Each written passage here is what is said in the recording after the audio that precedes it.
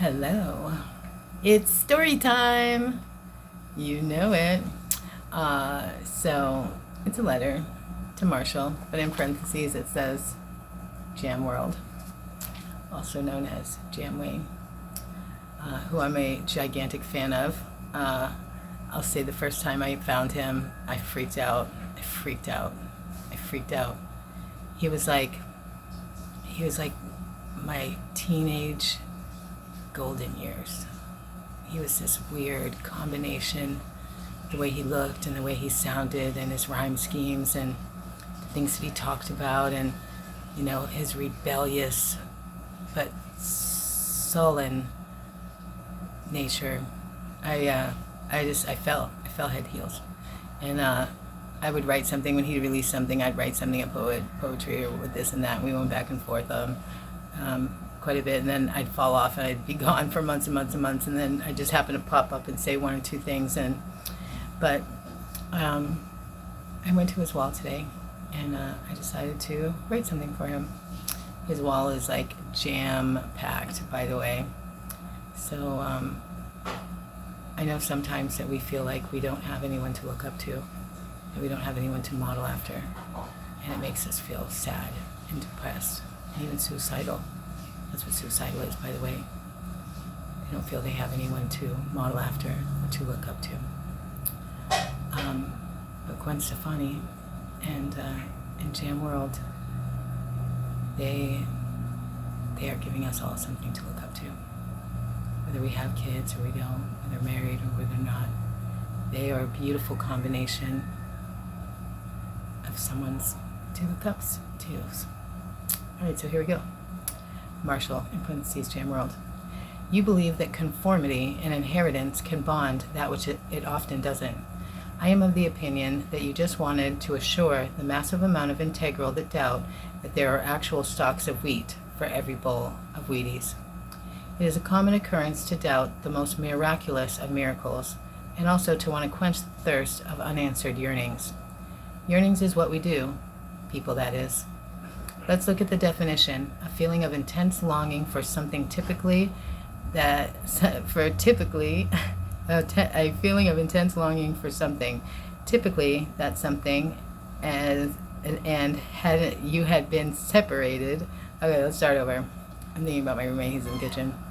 It's easy to get derailed and stuff. So we're gonna go back, and I'm not gonna get frustrated or angry because I pride myself on being able to read out loud and do it well. So we're going to go back. It's a common occurrence to doubt the most miraculous of miracles, also to want to quench the thirst of unanswered yearnings. Yearning is what we do, people that is. Let's look at the definition: a feeling of intense longing for something, typically something that you had been separated from, or that is unattainable. Now let's look at the parts of the definition, starting with longing. So as a noun or something, idea, or thing not in motion, longing is an intense desire to do or to have. As an adjective, something reliant upon the existence of something else. We have one person looking at another person, having the intense desire to do or to have. As a verb, or in the act of being with, a desire to have or do with. But when becomes one person looking at another. Okay, so I just fell off. This is a lot to digest, so we're going to go back and we're going to do it one little piece at a time. So let's look at the definition: a feeling of intense longing for something, typically that one had been separated from. See, that second something isn't supposed to be there. Let's cross it out. Okay, let's look at the definition: a feeling of intense longing for something, typically that one had been separated from, or that it is unattainable. Longing means that you want something that you don't have, or that you can't have, but you feel like you had it before. Now let's look at the parts of the definition, starting with longing. Longing, as a noun, is something, an idea, or a thing not in motion. Longing is an intense desire to do or to have. an adjective, as an adjective, something reliant upon the existence of something else. We have one person looking at another person having the intense desire to do or have. So as a noun, an idea or a thing not in motion, staying still. As an adjective, something that's reliant upon something else to be what it is. So she had a longing for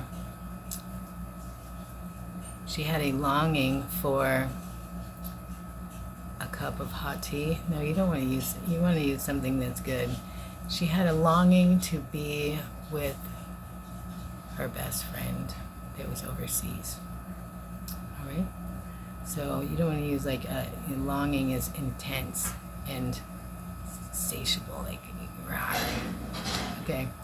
As an adjective, something reliant upon the existence of something else. So an adjective is a word that is describing something else. It needs that other thing to be what it is because it is making that other thing more than what it is. So to have something else, we have one person looking at another person having the intense desire to do or to have. So a verb, which is something that's in the act of being with, right? Because a verb describes the motion of something else, or the range of motion, or it describes the of another word. So a verb, or in the act of being with, something that's with something else. A desire to have or to do with. But when it becomes one person, but a verb makes it one person. Oh wait, no, an adverb. Okay, wait. When it becomes one person looking at another, it's no longer a current act of. It must be presented as a past act, because the person that longs is now too removed to be certain that they haven't satisfied the desire or had it satisfied by another. So we must use ed. So what was the example? Oh yeah. She longed to know if every Wheatie in her bowl really if every Wheatie in her bowl had formed from as many human hands as she imagined it to take. She longed to know if every Wheatie in her bowl had really been formed from as many human hands as she imagines it to take.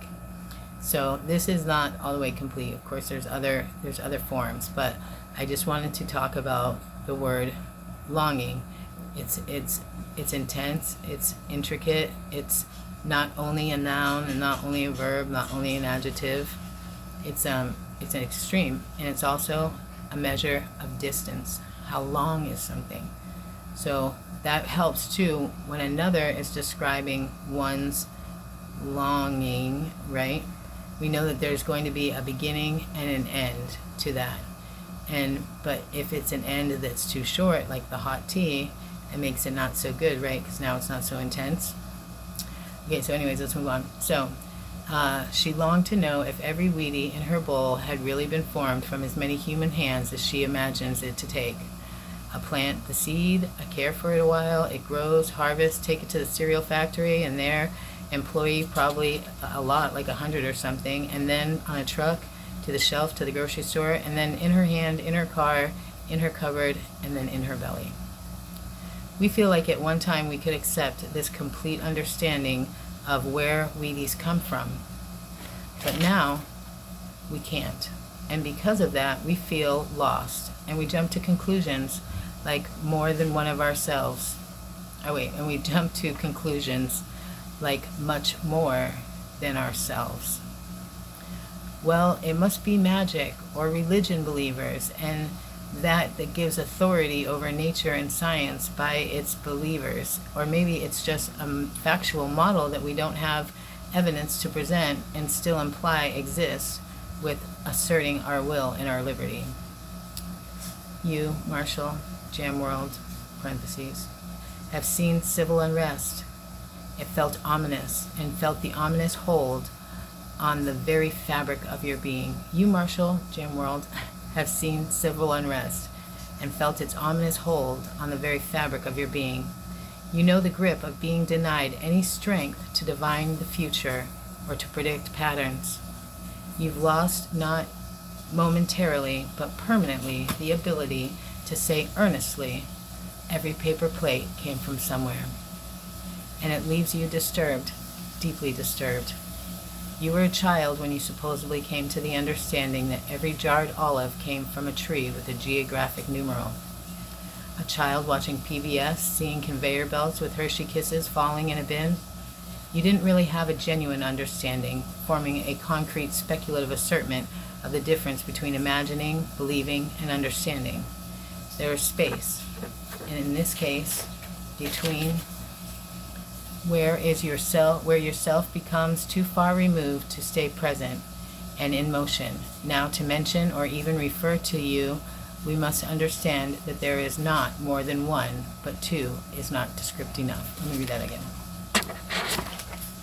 You didn't really have a genuine understanding, forming a concrete speculative assertment of the difference between imagining, believing, and understanding. The space between, in this case, and is where yourself becomes too far removed to stay present and in motion. Now, to mention or even refer to you, we must understand that there is not more than one, but two is not descriptive enough. Having a desire to help another with the same sensation of inability as yourself is quaint and convenient for someone also longing for what you long for. Jam Wayne. That which tests your agility and resilience. The place to display your masculinity and make allowance in the hearts of those observing for the unsavory but energetically pungent components inseparable from the secondary commandment. The commandments of men one describes and must observe and attain proof of observant, such as virility, decisiveness, merciless, ruthless, honest to cause more so than effect, or vice versa. I'm not going to strain myself. I know I made myself clear to you. There are things that men must be. They not must be capable of and must be able to. They don't pick it up and put it down and never have it again. Just like every woman that they ever loved, every child they ever loved, they still have them. If he had to be a liar and a killer will always be a part of him. I'm not going to strain myself. I know I made myself clear to you. Marshall, Jam Wayne, I love your music, and now what looks to be your platform. Thank you for demonstrating what worthwhile membership looks like. By the way, to be blunt, someday you will need this. If you are speaking brashly, or worse, to someone who is not speaking back, eventually you become accountable for terroristic threatening. Those that think silence is painful, it is, but you only get to march its ground for so long before you lose the tactical advantage of constraint that you thought the best offense. Let me say it again. Those that think silence is painful, it is, but you only get so much ground to march before you lose the tactical advantage of constraint that you thought was the best offense. A loves M, in parentheses, JW. Thank you guys so much for enjoying story time. Can you hear the bacon and eggs cooking back there? My roommate's making breakfast for me. Yeehaw! To all the men and women that are out there, yes, abso-friggin-lutely.